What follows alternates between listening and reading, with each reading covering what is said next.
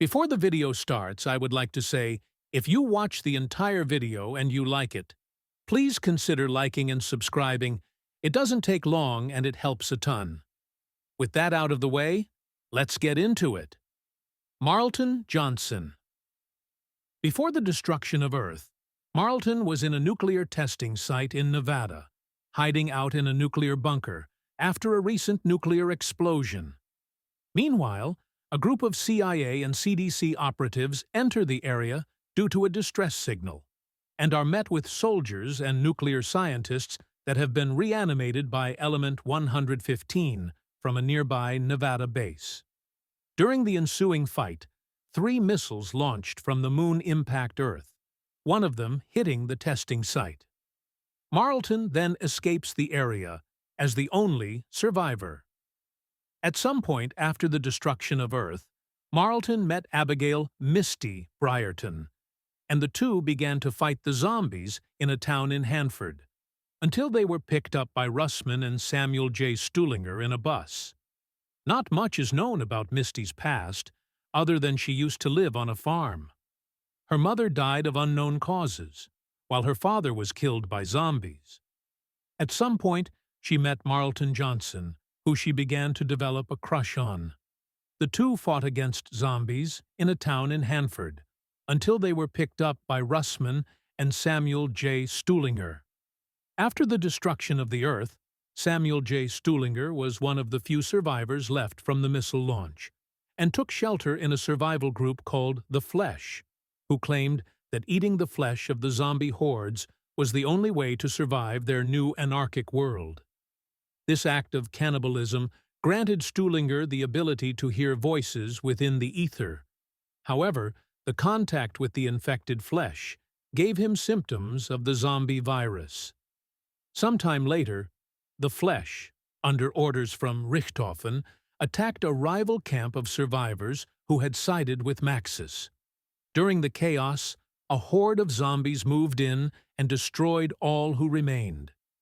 Samuel was one of the few to survive and met Russman, and the two commandeered a robotic bus to traverse the now chaotic Earth in relative safety.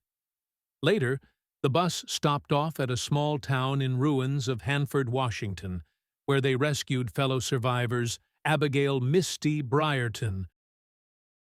Russman was formerly a Broken Arrow agent before an outbreak of zombies at the Shanghai facility, which was either mistakenly or intentionally caused by members of Broken Arrow, possibly Russman himself.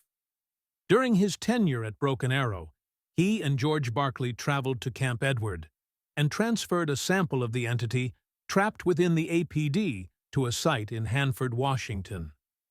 The outbreak at the Shanghai facility was connected to the larger global zombie pandemic that followed Richthofen's grand scheme. Around the time of the incident, he became homeless and began to travel around the world. At some point, he met Samuel J. Stuhlinger, and the two traveled together. Russman also commandeered a bus, driven by a robotic driver, to a town in Washington, where he and Stuhlinger met Marlton Johnson and Abigail Misty Briarton. It was here that the 4 survivors were contacted by Dr. Ludwig Maxis, who instructed them into activating the pylon tower located there, which acted as a polarization device. At the same time, Stuhlinger also heard the voice of Edward Richthofen in his head, telling him to activate the tower in his own method for unknown purposes. After activating the tower, the group was teleported by Richthofen to a skyscraper in Shanghai. Russman managed to save Stuhlinger, who was talking to Richthofen at the time, from a horde of zombies. However, he was then tackled by a jumping jack and was ripped in half. The other 3 were killed soon after as well.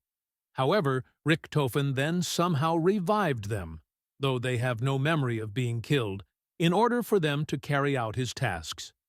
Once again, Maxis and Richthofen continued to give the 4 survivors instructions on activating the second polarization device.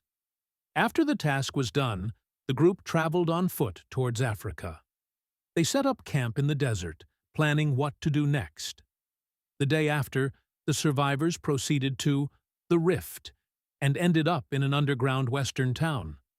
Here, Maxis and Richthofen continued to give the survivors instructions to activate the third tower and warn them of the others' plans. In the end, their allegiance shapes what happens to them next. Canonically, the group follows Maxis's instructions. They survive his endgame, however, and in the Call of Duty Zombies Volume 1 comic, they are returned to the surface by way of teleportation, beginning a new journey to assist Primus Richthofen in acquiring the Chronorium.